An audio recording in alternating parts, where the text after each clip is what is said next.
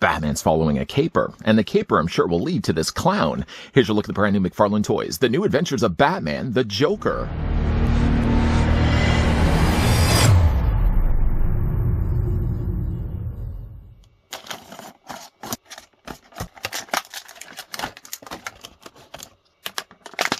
A billionaire playboy by day, Bruce Wayne's double life affords him the comfort of life without financial worry, a loyal butler turned guardian and the perfect base of operations in the ancient network of caves beneath the family's sprawling estate. By night, however, he sheds all pretense, dons his iconic scalloped cape and pointed cowl, and takes to the shadowy streets, skies, and rooftops of Gotham City. Incredibly detailed 6-inch scale retro figures based on New Adventures of Batman, designed with articulation with up to 12 moving parts for retro play. I know a certain somebody that finds hilarity in hijinks. And before, of course, we get a closer look at the clown prince of crime himself, let's grab the tape measure and see how tall the Joker stands. And while I'm doing this, I'd like to thank the folks over at McFarlane Toys that did provide the sample of the New Adventures of Batman, the Joker, that we could have a look in this review. The figure stands at about 6¼ inches in height, give or take, or the figure's going to be about 16 centimeters tall. Here's what the Joker looks like with the earlier looked at Batman from the same wave. Now, I don't know if it's just the fame that's gotten to his head, but his head has gotten really big. When you compare the two, I know Joker did have a big head in the cartoon series, but the head does seem a little off proportion when you look at it for the rest of the figure's body. Now, I don't, surprisingly enough, have a Cesar Romero Joker. I had a black and white release of him, but I've yet to do a review of it. What I do have, though, is a couple of other 60s Batman villains we can bring in for some size comparisons. Here's what he looks like with Egghead. Here's what he looks like with the comic version of Two-Face, because we never got a Two-Face in the 60s series. And here's also what he looks like with Mr. Freeze. Now, the Joker does come with an accessory, but the accessory that he has is a newspaper.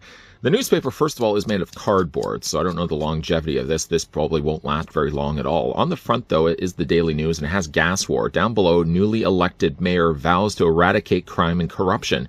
All things that you would expect something to have on the newspaper of Gotham City. Of course, crime runs rampant there. But when you look at the inside of it, you have real images of what seems to be real-life people.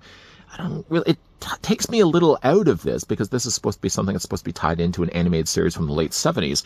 I'm not sure why there would be a newspaper that would have a real person's face down there, and there seems to be one off to the side here as well. Judging also by the size of Joker's grip, I don't know if it was ever really intended to hold the newspaper, almost as if the newspaper was an afterthought, and Joker rather instead had something much grander for an accessory. I mean, judging by really his wide grip, I would have given him something like a stick of dynamite, and maybe that was the original plan, and the plan got scrapped. So you do get yourself a newspaper, and honestly, though, the newspaper doesn't really fit well in his hand at all, because again, like, his hand is a gripping hand, sure, but it's really not one for holding a newspaper, that's for sure. I mean, at the beginning of this video, I sort of just had the newspaper cupped in his hand as if the Joker was basically reading it. I mean, it does an okay enough job, but I really feel like the hand was designed for something much bigger than this, than just a cardboard newspaper. Remove this and put this to the side. Now, I am a big fan of Joker. I honestly did want to start these series of reviews looking at the Clown Prince of Crime first. But of course, obviously, if this is going to be a Batman wave, I had to look at Batman first. The classic-looking Joker in every way, shape, and form. One thing I really like about this design of Joker is that it carried over to a lot of other cartoons. He also made an appearance in the Scooby-Doo movie series, where I think for here, at least in Canada, Monday to Thursday was like Scooby-Doo, Where Are You? And then Fridays were always the Scooby-Doo mini-movie mysteries, basically where they had a celebrity team-up. And there was a couple of episodes, of course, that did have the Joker, one of which did have, I think, a rotating house. I think it also starred the Penguin. Now, we don't have yet a Penguin for the New Adventures Batman. Now, we are going to be getting as well a pink-clad Riddler, which we will be looking at in an upcoming review. But what I really like about this Joker is that it's classic in a cartoon sense, that predating, of course, what we got from the Bruce Timm animated series of Batman. The New Adventures of Batman really was, for me, the iconic look for Joker. I think he came out really good. Granted, yes, he is a little large on the head. When you look at really the rest of the figure's body, he has what seems to be an averagely proportioned top torso and lower half. But then he has a really large head. I know in the series, again, he would have had a really large head, but he also would have been a much taller character as well. It would have been nice if they could have found a way to thin off his limbs, so his legs would be a little leaner, his arms would be a little bit thinner. Maybe he could have been a very much taller figure. Being that I don't have a Cesar Romero Joker, I would imagine, though, that they probably are using the same body here, complete with a tail jacket on the back of him. Now, this is all soft or plastic. Head sculpt, though, again, for what it is, it even has the little streaks of green that he has on the sides. A big clown-like smile on his face. He's definitely in mid-guffaw. I mean, who ever uses a word like guffaw? Oh, an old person does. Oh, I guess I must be an old person. But I really like the green. I like the little eyeshadow that he also has around his eyes. Big red ruby lips, big pearly whites on tops and bottoms. I even like the way that actually his mouth recesses in. So they didn't simply just paint the smile in there. The teeth actually stick further than the inside of his mouth inside. Very nice looking head sculpt, though, on Joker. He unfortunately loses a lot in the way of his neck. I mean, obviously, you see a lot more of his neck from the side. I would have loved if the neck was a little bit longer. But again, like, it does kind of, maybe it's the problem with the neck that makes the head look so big. If the neck was just a little bit longer, well, maybe not that long, but if it was just a little bit, maybe it actually would have maybe it would have proportioned the figure a little bit better. As for his outfit, he has classic Joker colors. So, of course, the purple jacket, the purple pants, green sleeves sticking out the bottoms of the cuffs. He's got a yellow vest there as well, and the little tie that he has as well. Now, again, like, the only thing about this figure is, while as good as he does look, I just wish, like, again, with his hands, his one hand is very dedicatedly decided for an accessory. I just don't think the newspaper really cuts it for that. The other hand is actually just a closed-fisted hand, so he's not going to really be doing much of anything with that. And of course, like Batman before, the figure does also have pegels in the undersides of his feet. He doesn't have the display stand. No, he doesn't. But what he does have at least is the means, if you want to use yourself a display stand from another McFarlane release. Just plug it on the bottom, and Joker can be on the go, literally on the go. Now, for the figure's articulation, it's pretty much going to be the same as the Joker from the 60s series, or again, really from Batman as well. The head does rotate all the way around. He does have a little more of a range than what Batman did from before, so his head does look up a little higher, a little lower, and you can also rock it back and forth as well. The shoulders easily rotate all the way around because he doesn't have the wider shoulders that Batman had. You can also as well take Joker's arms. Now, his arms aren't ones that really hinge out easily. I've really noticed with his arms, they're super, super tight. And again, I'd rather really have tight joints on these figures than have super loose joints. Joker looks like he can actually do jumping jacks. Now, again, like the figure also has a swivel. Let's put his arm down here for a second. Figure does have also a swivel in his forearm. That same hinge joint also allows the figure to have a bend, so you can get about 90 degrees, and the hands also to rotate all the way around. So these figures have 12 points of articulation. He has a swivel in his waist. Still doesn't have the splits on his legs. Missed opportunity, I feel. But again, you can bring the legs forward, you can bring the legs back, and he also has a bend at the knee, a rotation in the lower leg, and he has no articulation in his feet. Nice looking Joker, though. Really, really happy with how this one turned out.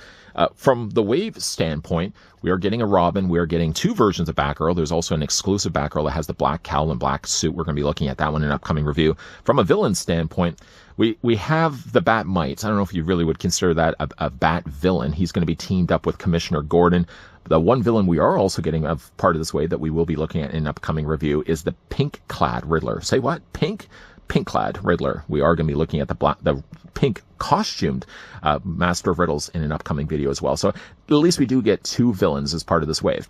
Obviously, there's still a lot of villains to get. I mean, the biggest one for me is Penguin. I'd love to get a Penguin. And obviously, too, because, again, like this guy appears also in that movie series with Scooby-Doo. Of course, you know, that two-part miniseries where Batman and Robin had to battle Penguin and Joker. I might find myself even actually, when we eventually get ourselves a Penguin, maybe even displaying these new Batman adventure figures with some of my older Scooby-Doo villains, or Scooby-Doo characters, because, of course, they also appeared, not all the time, but I think they appeared in 2 or 3, at least, two-part miniseries episodes. Moving now over to the final looks of the figure, we've got the Joker with the newspaper underneath one arm while he's waving his hand furiously in the other. The mayor's trying to stop crime in Gotham City? Curses! It's funny enough, though, the actor that voiced the Joker in the New Adventures of Batman was Lenny Winrib. He's actually the same voice actor that also played Commissioner Gordon. Not played him in the 60s series, but voiced him in the cartoon. Lenny, in fact, voiced a lot of characters from that series, as well as the Penguin. He also voiced Electro, Professor Frost, and even as well Sweet Tooth. So a lot of these voice actors were really known for coming back and playing a lot of characters. I mean, really, if you were to go back and look at the voice actors from the New Adventures of Batman series, there's only like 6 or 7 of them, and they basically just wore many hats. The Joker doesn't have a hat, mind you, not that he really would have the means anyways. His head is way too big. The figure does come include with, like I said, that one accessory. I think it's the one thing that's the stumbler for this figure. I think he should have come include with something else instead. You have to wonder what he was originally planned to have with him, because I feel, again, like giving him a cardboard newspaper seems like something that they had to do at the last minute. with the hand being gripped the way it is, I got to think that at one point he probably came included with either a pistol, maybe even a stick of dynamite. Stick of dynamite makes the most sense, judging by how big of a grip the Joker actually has. The figure is really good, though, and I'm hoping at some point we are going to be getting ourselves a penguin. Funny enough, again, voiced by the same voice actor. What do you guys think of the Joker? Let me know down below in the comments section. Did you guys ever watch the original New Adventures of Batman? It would have run from, again, like the 77, 78 series. Again, only ran for 16 episodes. Big thank you once again to the folks over at McFarlane Toys that did provide the sample of the New Adventures of Batman Joker that we could have a look in this review. I did already say that we are going to be covering off the territory of the rest of this wave. So, of course, we are also going to be looking at Commissioner Gordon. That's going to come include with Batmite. Two different versions of Batgirl. We're going to also be looking at Robin. We're also going to be looking at the Riddler. The only one that we don't have yet is the Penguin, and that's the one I'm really the most excited for. Hopefully, a second wave will happen, where we'll get ourselves as well a Penguin. And you never know, we might also get ourselves a New Adventures Batmobile. Fingers crossed for that. In the meantime, though, if you guys did enjoy this video, I want to hit with a like. If you guys are loving the content you guys are seeing and you'd like to stay on board for the rest of the New Adventures of Batman wave, make sure if you haven't already done so, you hit that subscribe button down below and you're turning on the bell notification. As always, guys, thanks for watching. See you guys next time.